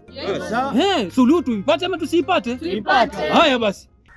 Lakini hawa mbongo wenyewe siku hizi wajua wao ni vitu kidogo, wanapenda sana kitu kidogo. Sasa hivyo unajua angenibamba hivi wangeanza kusema vipi inachezwa tenga ngapi? Kwanza imeanzaje mpaka kaja kuangukia. Mwanangu. Nimekaa pale kijiweni, nimechili mwanangu na bulula. Hata sijui jonti pale mko nimeibwaga hapa. Yaani umebwaga steam boy pesa. Mwanangu, mimi nakwambia daily tafuta mali pazuri, tulia. Kula msumari wako wa moto mwanangu. Ukitoka hapo, ukiingia mtaa hamna kitu, sio na kizibu. Si hivyo pacha na kile kichimbo mwenyewe si wakielewa kile. Mimi si ngoni nimeacha mtaa wakati wameacha kuingia. Nashangaa kuna snitch fulani, inaonekana kuna snitch ametuseti pale maeneo. Sasa pale maeneo tabia zako kuketi ukiharibu. Ona sasa ponda kitapo ponda diwashi. Vipi mwanangu, utapitaje chimbo zangu vibaya? Si mjanja wewe, si mjanja, mbona umekimbia? Sunge steady mwanangu kava. Hawaambii chochote mimi. Siwaambii chochote lakini umekimbia. Umeona. Ati waje uone sababu nimeongezeka. Jua sikimbii. Wewe vipi bwana? Mwanangu afu cheki. Kwa mjanja mwanangu. Mwanzo cheki wewe mwanangu, utaanza kukataa mimi sasa. Yaani wakati ungula msumari wangu. Ungula wako sio unguja kula wangu hapa afu sasa anza kunilaumu. Mimi nitaja. Ama nataka nikupige konde mwisho wote utapike. Angalia. Wewe usianze kuniuzi. Usianze kuniuzi. Cheki usiniambie lolote mwanangu. Cheki una mbicho. Shika washa mwanangu mangu. Wanachukuliaje mwanangu? Wanachukuliaje? Washa bomu. Ushachoma yangu hapa. Afu ndio umekata simu. Washa bomu mwanangu. Haya. Basi sasa tuangalie namna hii, tufanye nini? Kwa heshima na taadhima. Hawa wazee wawili hawa ni watu wana hekima sana. Hekima, wisdom. Hawa wako nayo sana. Kwa hiyo kati ya mzee Simba na mzee Buku, tuangalie nani ambaye tutamfanya msaidizi yule mama. Ili hili jambo liweze kwenda kwa urahisi na ulaini. Kabisa. Ni sawa na vijiji? Ni sawa hapo? Sawa. Haya, wale ambao sasa tujue wale ambao watampendekeza mzee nani? Mzee Simba. Mikono juu. Haya, 1, 2, 3. Jamani, mpo? Tupo. Mmeiona namba, mjaiona? Haya, sasa tuenda kwa mzee Buku. Mzee Buku, wangapi? Mikono juu. Jamani suluhu tumeipata, tujaipata? Tumeipata. Msaidizi tumempata, tujampata? Tumempata. Haya. Kwa hivyo sasa jamani, vigelegele kwanza. Ameshashinda mzee Buku. Kabisa. Mzee Buku tutakupatia wadhifa huo. Umsaidie huyu mama. Na tukiwa na mimi mzee balozi ambaye tuko hapa, hakuna kitu ambacho kitaharibika. Kwa hivyo kwa muda mchache tena kwa ulaini, ongea tu mawili matatu ambayo utatutia moyo tujue wewe utenda kazi wako utakuwa namna gani katika hili jopo ambalo tumekupatia. Tumsaidie yule mama. Makofi basi. Mimi nawashukuru wana kijiji kunichagua, na hii nafasi mimi nilikuwa naitaka sana, maana nilikuwa naona mama amelemewa.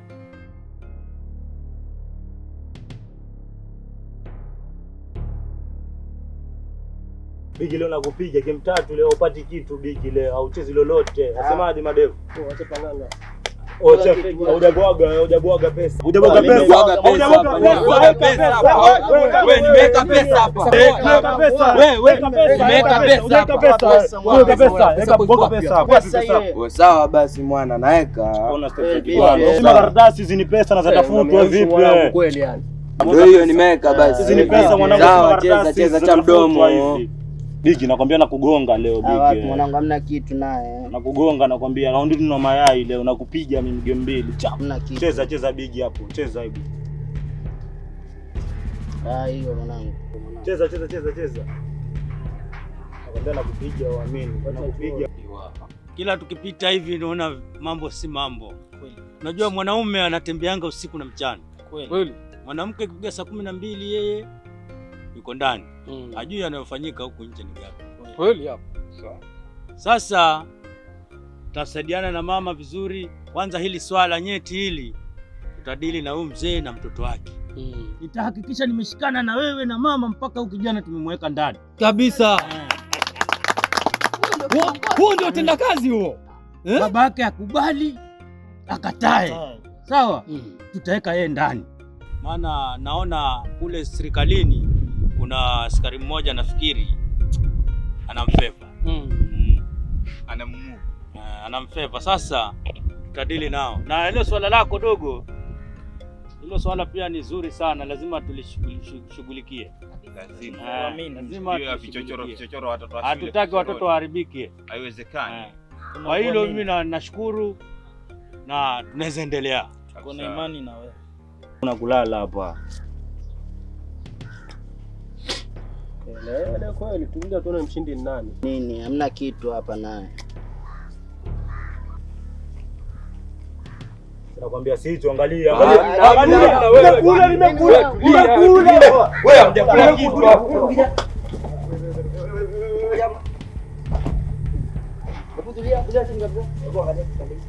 Kijana, unaona nani? Abuba. Hebu unafanya kitu gani hapa tuongee? Na wewe unaitwa nani? Abuba afande. Abuba ndo jina gani? Abuba ndo jina langu afande. Mnafanya na watoto shule hapo? Tunacheza afande. Una habari na watoto shule hapo? Hapana. Mnacheza una habari na watoto shule hapo? Na kuongelesha afande, situongee kizee afande. Mzee nani mzee mwenzako hapo hizo uko nazo bala la kuelimisha unawapotosha. Wewe unaitwa nani kijana? Naitwa Ali afande. Unafanya hapa na watoto shule hapo? Mzee wangu, simama kama wewe. Ndio. Ukomeshe ufedhuli unaokithiri hapa kijijini. Ndio. Simama kama wewe. Uangalie wananchi na uhakikishe wananchi wanaishi kwa amani na kijiji kinatulia. Ndio. Hiki kijiji kimekuwa ni kama kina miba, yani huwezi tulia na amani. Hakuna amani kabisa. Yani huyu kijana, huyu mzee wakomeshe. Na hawa wanaotulia na vitoto vya shule uchochoroni pia wakome. Kwanza huo ndio utaisha kabisa huo. Watakoma. Sivyo sisi vijana tutainuka, tutapambana, tutawatia moto. Kama serikali hamtasimama. Kabisa. Hilo unijue. Maoni ya huyu mzee ni mazuri sana. Tumeyakubali, tujakubali? Tumekubali. Tumepata mwafaka, tujapata mwafaka? Tumepata mwafaka.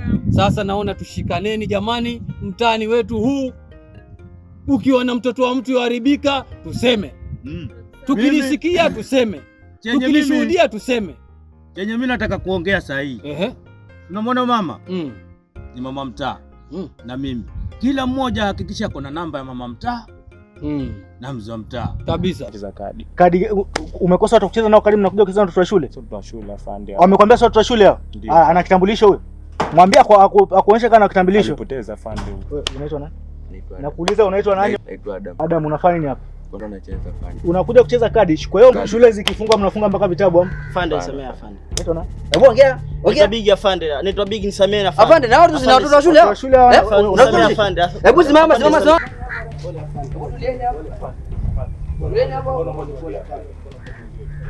Hapana, hapa hakuna cha kuongea hapa, hakuna cha kuongea. Hebu subiri kwanza. Subiri kwanza. Hebu wewe nenda shule. Tulia. Tulia chini kabisa. Hapana, hakuna cha wanaume hapa. Haiwezekani wewe unacheza na karata hapa alafu watoto wa shule wako hapa unacheza nao. Inakuaje hapo? Hebu tuende. Sasa ongelea ndani mbele.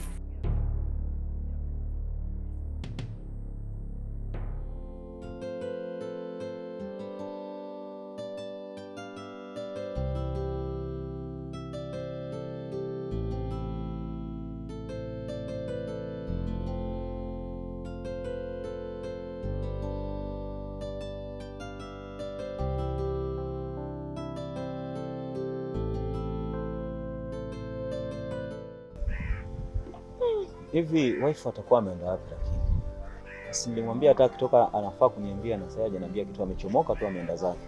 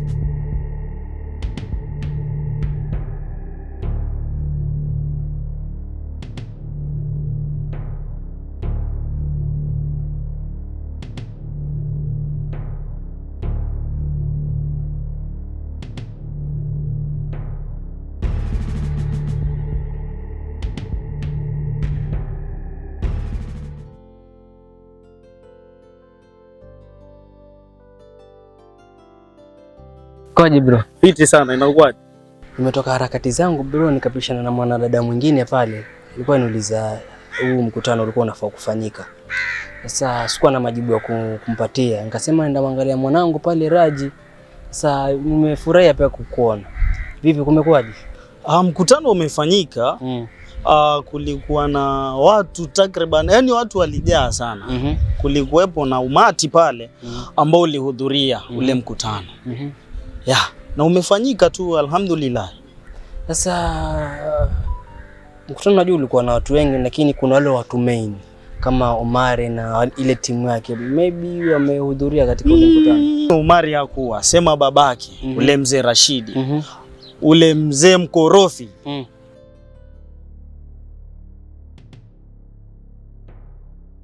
Sasa mjomba, haya mambo bado yanazidi kuwa na ukweli. Maana kila ninayekutana naye habari ni hizo. Kila ninayekutana naye lawama ni hizo. Kila ninayekutana naye mambo ni hayo hayo tu. Sasa fanya hivi mjomba. Wewe nichunguzie huyu kijana, yuaishi wapi? Ukisajua tu hivyo, huko kwingine niachie mwenyewe mjomba. Ni sawa. Nichunguzie tu kijana yuaishi wapi. Alafu kwingine mjomba, niwaachie. Unajua mjomba, mimi nitakupigia hata picha. Ili umuone. Nitakupigia hata picha umuone ule kijana ni nani. Sawa. Basi mjomba, hivyo ndio nilikuwa nataka tu mimi.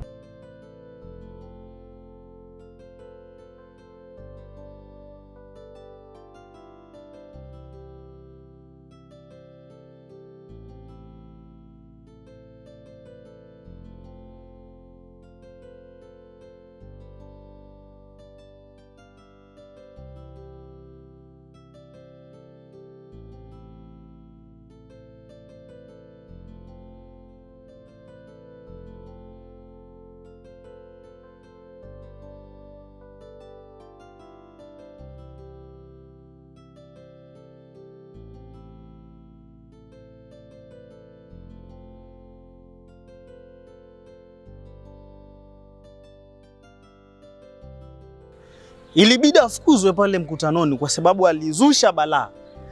Ana maneno ule mzee. Kweli. Lakini mwafaka umefikiwa kwa sababu kila mtu alipewa nafasi akaelezea yale masaibu ambao anapitia. Cha kwanza, pili, mtaa una matatizo mengi. Kweli, bro. Matatizo kwa sababu takriban watu karibia hawana idadi kusema za kweli. Wamelalamika wakaongelea ule kijana mbaya sana. Amedhulumu wengi, amepora wengi, matatizo juu ya balaa. Tukapata mwafaka wa kwamba ni vipi unaweza kumilisi ule uhalifu hapa. Mjomba, kitu ambacho nilikwambia hicho kilikuwa real, siwezi nikamuonea ule. Ni kazini yangu. Kwa nini nimuonea? Kweli mjomba. Unaona? Sasa unaona umesikia? Sasa naomba kilisikia basi lifanyie kazi. Sasa wewe fanya uchunguzi, ujue yule kijana yuishi wapi. Wewe kwingine mjomba, wewe niwachie.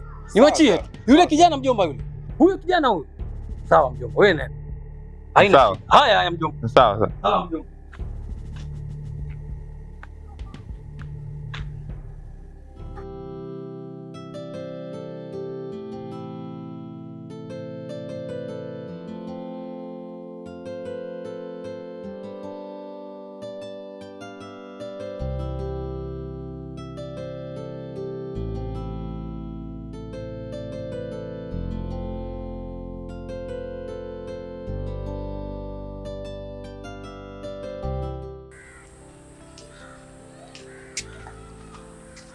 Walai.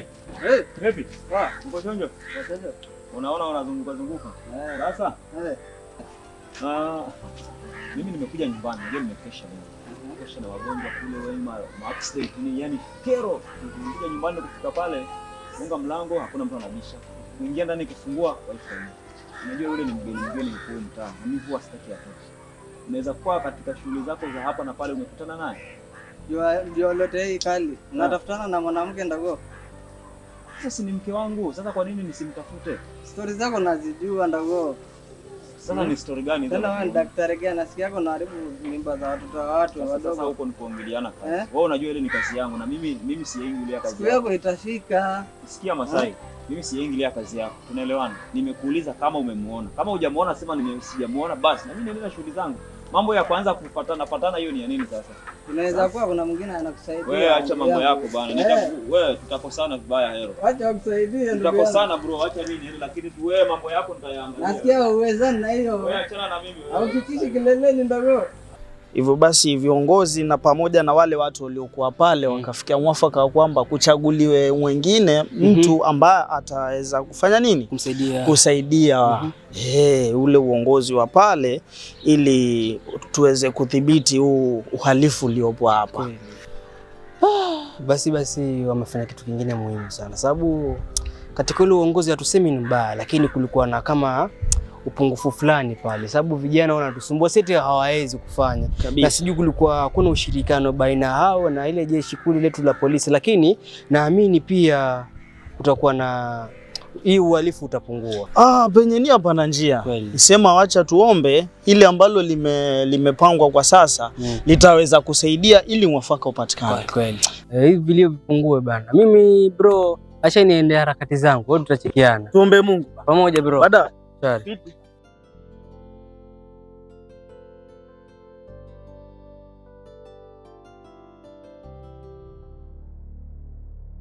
Sasa umeona yale yaliyotokea. Mimi nilikwambia. Angalia sasa walipokupangia njama mpaka wamekutoa. Mzee Rashidi. Yaani kule mkutanoni wewe ndio umefukuzwa kule. Mimi sikufukuzwa mimi. Mimi ni mwamba bwana, nani anifukuza? Mimi nimeondoka pale mwenyewe kwa sababu sikutaka kelele. Wewe, mimi nimeondoka mwenyewe pale. Wewe umeniona nimefukuza. Mzee Rashidi wewe una chokochoko kweli wewe. Sawa. Yote kwa sababu haya maneno yako mengi haya. Kwani yale mambo yalivyokuwa uzungumzo pale ulikuwa uyasikii wewe? Wamesema wewe huwezi ile kazi imekulemea. Hapana. Wewe hata ni ujui chochote. Mimi nimepata msaidizi tu. Una nini lakini? Mimi sina neno. Lakini huyu balozi si mtu mzuri. Huyu wa kuramba kisogo huyu.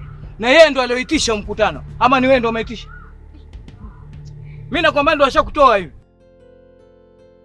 Samahani dada, vipi? Poa vipi? Uko poa? Uko fiti? Sasa nimekuja nyumbani, nimetoka kazini, nimefika nyumbani sijamuona mke wangu. Sasa nauliza inaweza kuwa umemwona aidha maeneo haya labda. Daktari vipi bwana? Kwani hujasikia kuwa kule kulikuwa na mkutano? Sina habari mimi, habari za mkutano sina mimi. Tembeza mnyama, tembeza mnyama. Tembeza mnyama. Wewe ungadude hivi. Tembeza ngoma, tembeza ngoma, tembeza ngoma. Kitu chenyewe hicho. Cha Sudani. Stanka yenyewe. Mambo ya kutoka wapi? Uganda ama wapi? Sudani. Mwana noma mpaka naona mbingu na ardhi zinashuka. Tembeza hii mwanangu. Hii ni amsha popo tu. Ila kaa chakula mwanangu.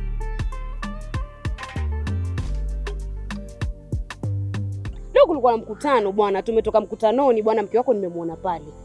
Tumekuwa naye pale, hata akisema kwa yeye alikuwa ameigwa madhera. Shida yake mimi hajaniambia. Na mimi kama nilikuwa kuna habari za mkutano mimi sikujua. Na unajua yule mimi ni mke wangu. Isitoshe huyu mtaa yeye ni mgeni. Lakini kama umemwona mkutanoni, basi haina shida, wacha tu mimi niwahi nyumbani. Daktari vipi bwana? Yule si mtu mzima bwana. Mbona sasa uko hivyo? Sasa mimi ni mume wake. Tulia naye. Mimi ni mume wake, lazima niwe na wivu naye, nimnampenda yule. Sasa kugonga siku moja daktari, acha hivi. Mtu mmoja mtu mzima unamtafutaje sasa? Wacha maneno yako bwana. Mimi najua mimi bado ndo mwenyekiti. Mimi ndo mama mtaa. Kwa hiyo wewe kiwa wewe una mambo mengine, bwana wewe utajua mwenyewe. Mwanzo una maneno mengi sana wewe. Sawa. Najaribu kukueleza, utaki kunielewa. Yule balozi si mtu mzuri. Wewe wamuona kabisa hivi hivi waziwazi. Si mtu mzuri yule balozi. Yeye ndo alikuwa akitaka hichi kiti. Ni kweli mzee Rashidi, lakini ilikuwa hakuna hayo mambo. Bado mimi ndo mwenyekiti kama kawaida, na yule aliyopatikana ni msaidizi wangu tu. Na hata wala usiwe na wasiwasi kwa hilo. Lakini mzee Rashidi, wewe unaleta maneno tu bure. Mimi sina maneno kabisa, wacha nikwambie. Mimi sina maneno na wala sina chuki.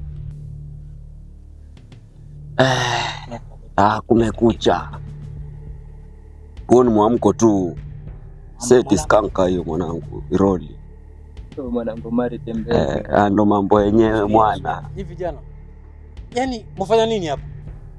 Yaani hakuna kitu kingine mweza fanya isipokuwa mambo ya kujinga ambayo mnafanya hii. Mnafanya hii. Hakuna yani nyinyi vijana. Hakuna mradi mwingine mweza tafuta wote. Sisi kama community tukasaidia nyinyi mkafanya mradi wa maana. Ujinga ni huu mnaofanya hapa. Mzee, tumekufuata kwako ama umetufuata kwetu? Wewe wacha kuongea na mimi hivyo. Unajua mimi ni nani wewe? Wewe unajua mimi ni nani? Hata sitaki kujua wewe ni nani. Basi kwa taarifa yako, mimi ndio balozi wa hichi kijiji. Ni lazima mimi nikiona ujinga kama mambo yanaendeka, mimi niingilie na nisuluhishe hili jambo. Wewe utaniambia nini wewe? Mimi sitaki kujua mzee. Ubalozi ni huko kwenye ng'ambo yenu kijijini kwenu huko. Wewe kijana mjibu juri mimi wewe. Lakini mimi nakutahadharisha. Ona ubalozi. Utakuja kuniambia. Haya. Mimi nina chokochoko. Ndio. Ni mambo gani hayo? Sasa ndo najaribu kueleza watu uelezana. Ushaelewa bwana. Waswahili wasema kwambiaye nakupendaye. Nimekwambiaje? Huyu balozi si mzuri. Mzee Rashidi, wewe una maneno wewe. Sijakataa. Mimi haya maneno yako mimi hata siyaelewi. Wewe utajua mwenyewe, mimi nimechoka, kichwa cha niuma hizo kelele. Sitaki. Mimi naenda zangu kupumzika. Hizo kelele mimi nimechoka. Haya. Wewe choka, lakini kuna siku utanifuata wewe.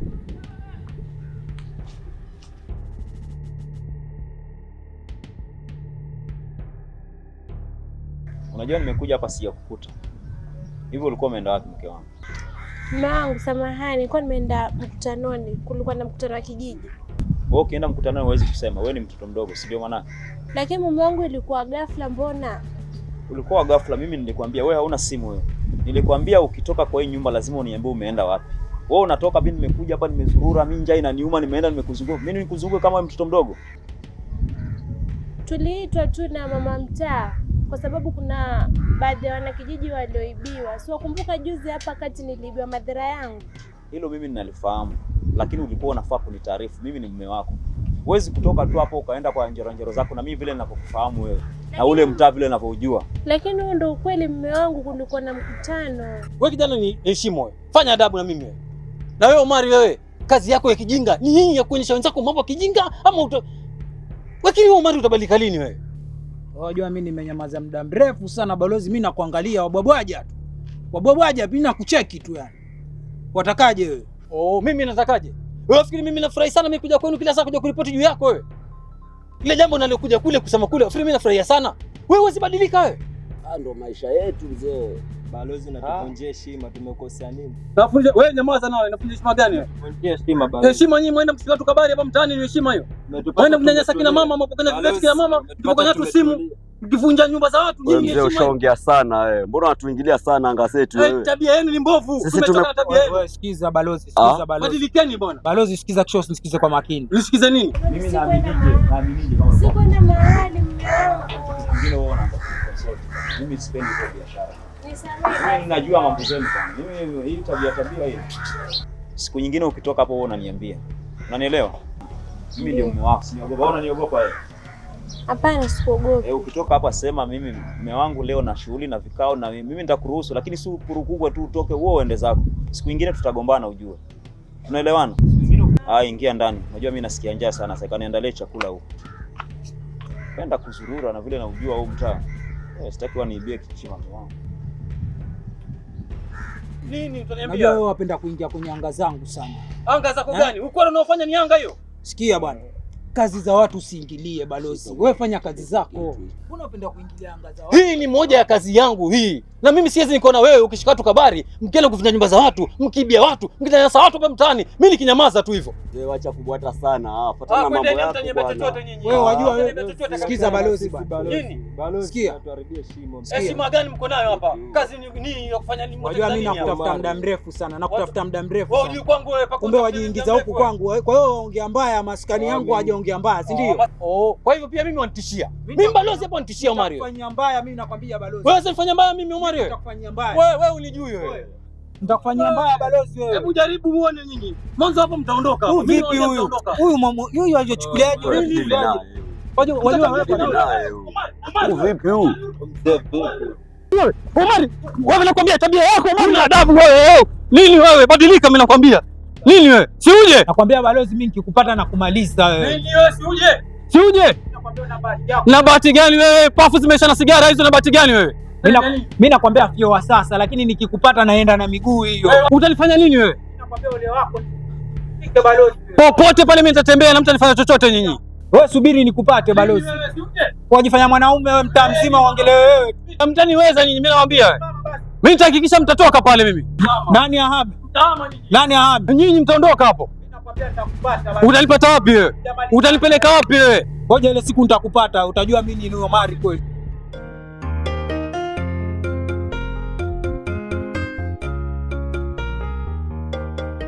Shangazi jamani, enda watoto wa siku hizi. Mtu mtoke huko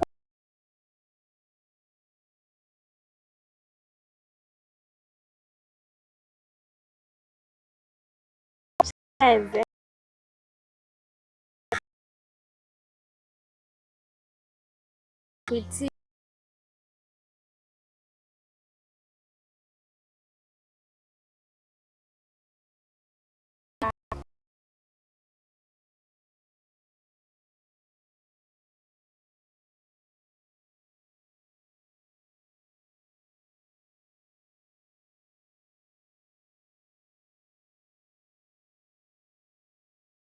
Aki.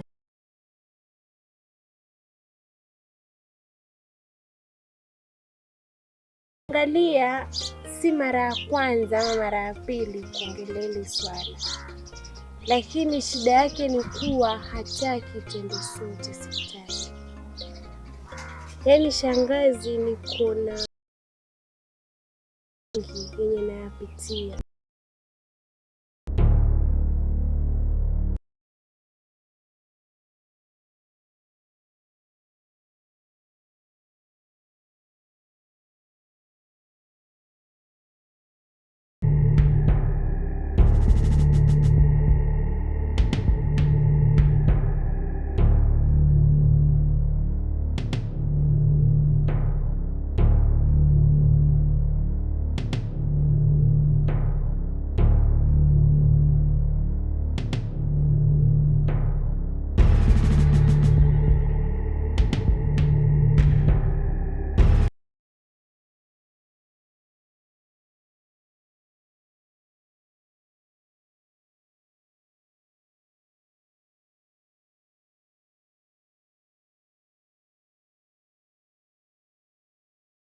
Mama. Si uje.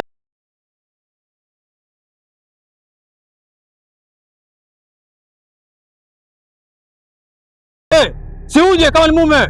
Njoo. Omari, kila saa Omari tu hapa mjani. Omari tu. Omari gani? Sio kwenda nibe katakata huyo. Pumbavu. Na mtatoka tu hapa nyinyi. Nitahakikisha mimi kama ulize mmetoka hapa. Nini? Bwana sana. Sasa mimi najiandaa na miguu yake. Bado kisha nitamuwinda sana. Balozi ataingia 18. Ndio balozi. Huyu apenda kubwabwaja sana mtani. Yajifanya yajua sana. Wazee wengine ovyo. Mimi hata amenikera bwana, shika. Tembeza mboko mwanangu. Shika. Ndio maana nilikupigia simu uje unipe ushauri, na kama pia waweza muongelesha iweza kukusikiza itakuwa heri zaidi. Na nyinyi wenyewe mkikaa katika mazungumzo yenu yuwasemaje? Yasema tu anachotaka ni mtoto. Yeye hataki kujua nitafanya, hataki kwenda hospitali na mimi. Na isitoshe daktari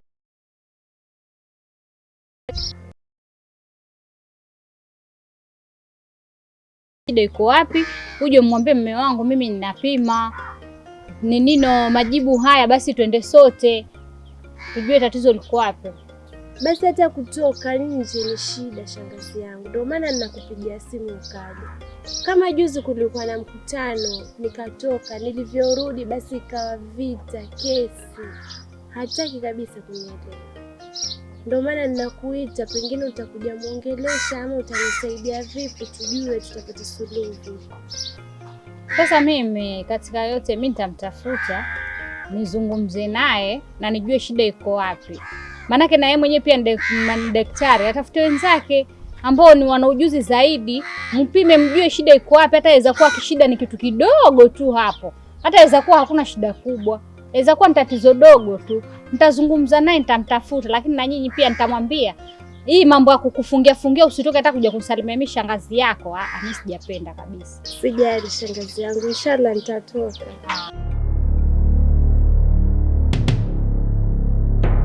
Sasa mzee Rashidi, yaani mimi mpaka nikufuate nyumbani kwa vile wewe ni bosi wangu. Tusifikie huko.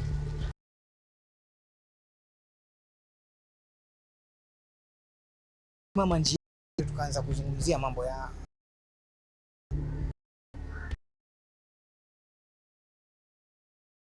wewe, tuanze kuongea. Sio utajua hapa huwa kuna michezo inafanywa. Sasa wewe umekuwa bosi wangu, mimi mpaka kila wakati nije nikupishie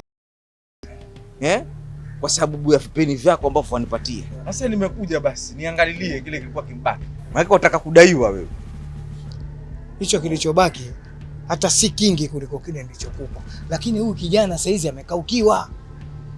Sasa ni mimi nifanye ujanja wangu, maana hata mimi pia nina mawindo yangu. Tafadhali. Kwa hivyo wewe mawinda nyota? Si sote tunawinda. Mimi nina mawindo yangu tofauti, ambapo kama inawezekana naomba unipe masaa 2 3, ikiwezekana hata unipe siku mzima. Mimi nitakupigia simu, mimi nikuite, nikwambie kabisa njoo apande Katanga. Sasa unataka ule mkubwa nikamwambie nini? Nataka niambiwe mimi nala peke yangu, mimi ndo nala, nikipewa pesa nala mimi, au wataka vipi? Ndio nasema hivi, wewe wale wawajua zaidi hata kuliko mimi. Sasa wewe ndio utajua vile utakavyokwenda ongea, kwa sababu ya hivyo ulivyonikuta mimi. Nitakutengenezea mambo.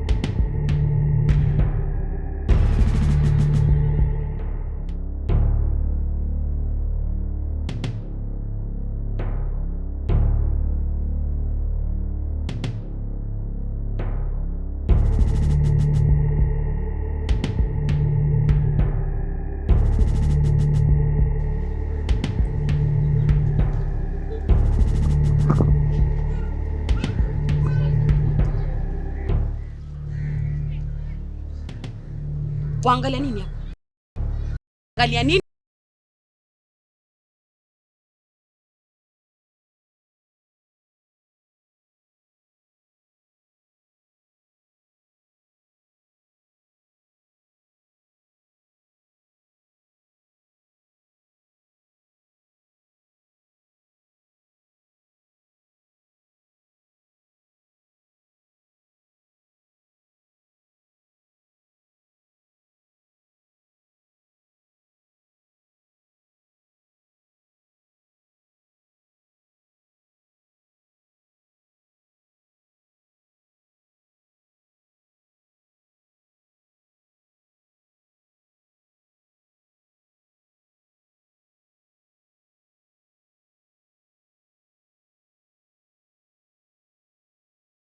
Lakini si paka kuwekwe moto. Si paka uwekwe moto Umesikia? Sasa mimi wacha niwe mimi ndo nijitoe. Alafu wewe baki na ule moto wako. Tuone kama moto utawaka. Kama kijana wako hata pelekwa shimo la teo. Sasa huu mpango tu wa juzi tu bwana. Afande Katana juzi tu, hata leo nafikiria ni siku ya 7. Tusifikie. Kwa sababu sasa mimi nang'ang'ana kukustiri. Lakini sasa wewe hustiriki. Tusifikie hapo kabisa. Unajua sasa wewe una janja nyingi na ile janja yako ni janja ya nyani. Sasa wacha mimi nikupe muda wako. Maana tutafanya kama tudaiana. Kila wakati mimi naje napiga. Ndio, napiga hodi kwako. Ni sawa. Kwa ni deni. Havipi mama? Niambie. Safi tu. Tupa pole. Sija kutupa, nakwambia mambo yamechemka huko nyumbani, nilienda nikasema white man yule sio mjua yule. Mbea. Shida huko nili macho. Shanza kwa. Umeniona nimekuja na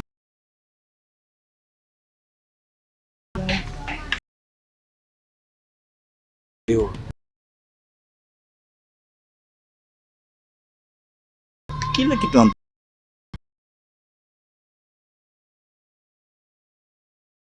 tadili naye. Itabidi nakwambia. Udada deki. Yaani huyu leo hatoki, hatoboi sasa leo. Hapo hatoboi. Juzi nilikuja mtaani kwenu, unakumbuka kilichofanyika? Pale kwenu ule kijana mnampetipeti ambaye alikuja akaniletea noma, au kujali. Unajua nilihisi nini na vile vitu nilivyopokonywa vyote.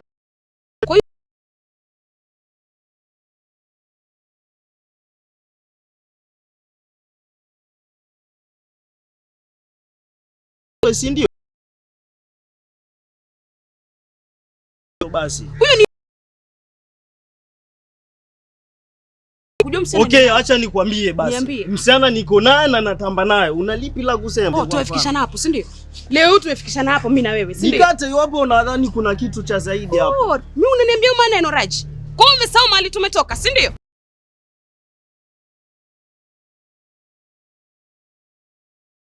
Jinga, alafu leo hii unakuja kunifanyia nini? Tulia hapo.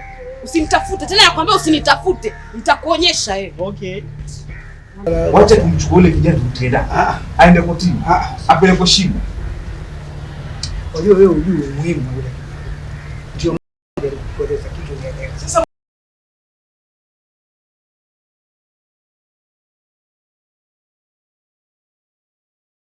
mimi nataka Sasa hapa sasa watengeza kisasi. Si visasi. Maana kama hizi siku tu kidogo tayari zimekuwa ni shida, mwaka mzima si kutengeza kisasi. Na hapa hata katikati ya mwaka hatujafika. Sasa ngoja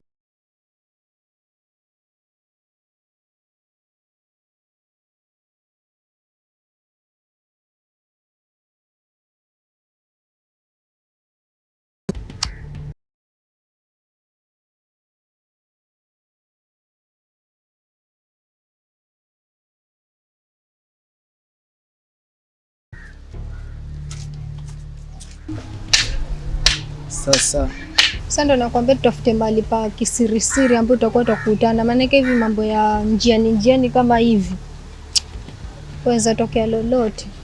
Usiwaze kuhusu masuala ya kujificha, Yesu ajua pale mbinguni kwangu pisi tu. Wewe njoo pale tunapiga mambo yetu. Wewe mwenyewe nakumisi.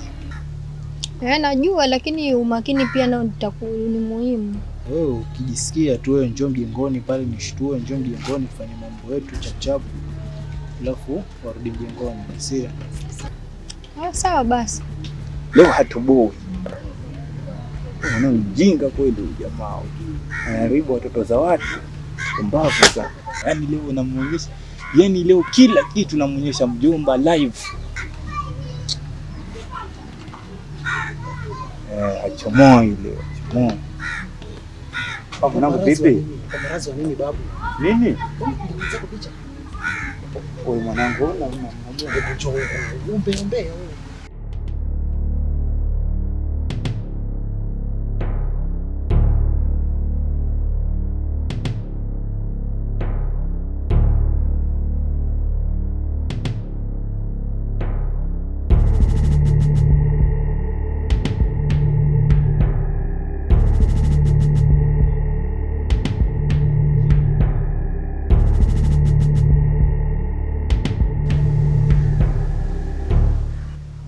Mzee Rashidi, karibu mzee wangu.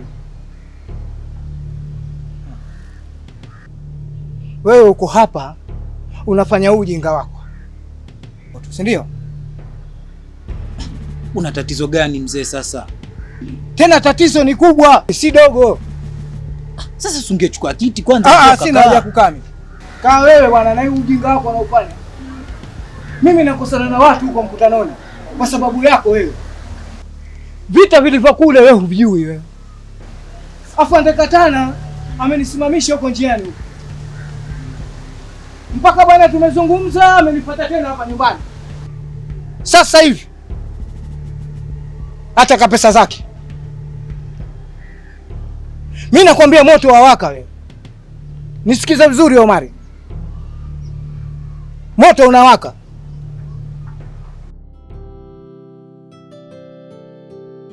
Nimekutoa kule, ulikuwa afanya ombea gani pale? So we profit wewe. Sasa mwanangu ushaniharibia pale sasa. Wewe dogo, najua nilikuwa nafanya nini pale. Si uko unachukua sijui picha, sijui video, mambo gani mtoto wa kiume mazee ombea mtaani. Hata pale nilikuwa mwanzo niende ndo ni vile tu umeniondoa pale, lakini ilikuwa nichukue picha alafu niende nikakivuruge pale. Lazima alikuwa atanijua leo. Sasa ni wewe tu umenishika, umenitoa haraka pale. Sasa mwanangu vipi mwanangu, tunaharibiana siku. Yule kwani ni demu wako, ni shemeji yako ama nani? Yule ni dadangu mimi. Sasa ni dadako. Kwani uweza muoa dadako? Si muachie tu shemeji zako wale. Unajua sikuelewi mzee Rashidi. Nieleweshe, kuna shida gani? Watakikana pesa. Hakuna pesa. Pesa zipi tena mzee? Si nimekupa pesa juzi wewe. Kile ni kiti chataka pesa kila siku. Kila siku chataka pesa kile. Ili akufiche wewe hizo nini zako unazofanya hapa. Wewe mzee Rashidi bwana wanichanganya bwana. Acha nikunitatiza kila siku pesa. Zitatoka wapi wafikiri hizo pesa mzee wewe? Sikiza nikwambie. Yule mtu uamuzi wake amefanya ni mwisho. Na kama mkusaidia amesaidia sana. Nisikize. Songe taratibu mzee. Taratibu gani? Ambapo wewe wana ndani.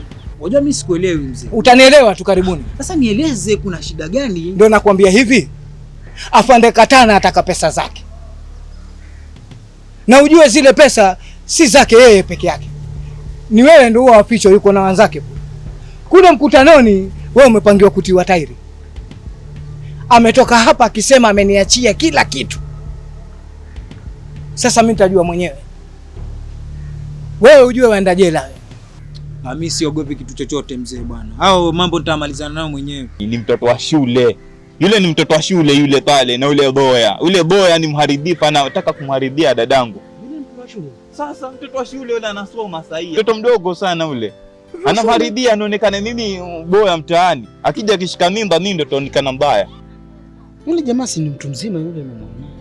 Mtu mzima? Wewe umeona kweli ama mawenge? Yule mtu mzima yule. Mtoto mdogo sana yule. Kando na mawengo simtukane, lakini Kama ni mtoto wa shule, hebu umepata picha hapo? Nishankula picha, si unaziona hizi hapa. Lazima hizi ziko kwa mjomba hizi. Lakini hapa anaweza kataa.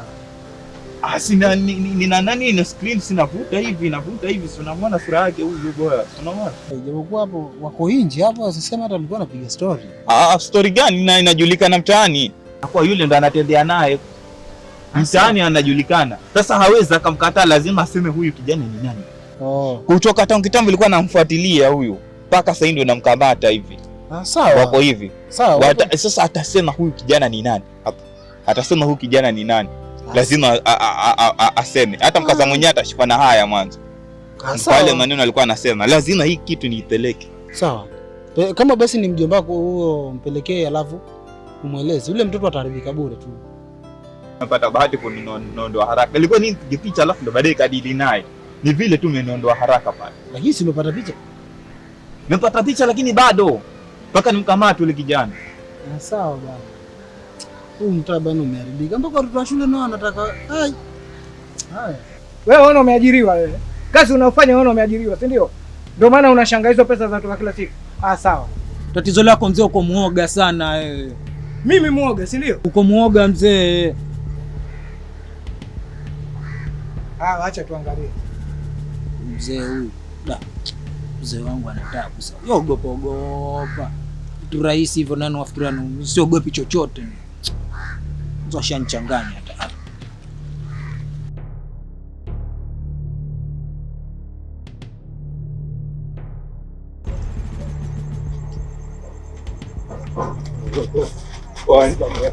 Ndio hivyo. Tulia, toa kila kitu. Mara chukua kila kitu.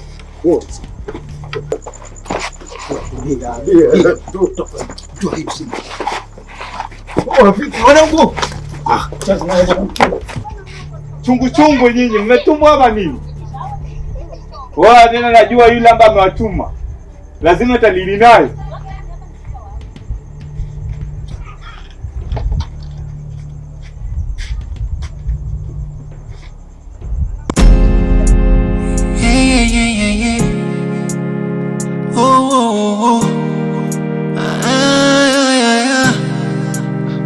Dhunubu chochoroni,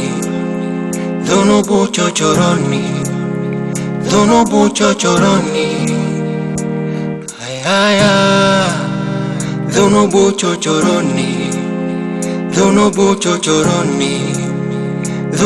chochoroni, ayaya. Vijana wengi wanateketea, wanapotea mitaani.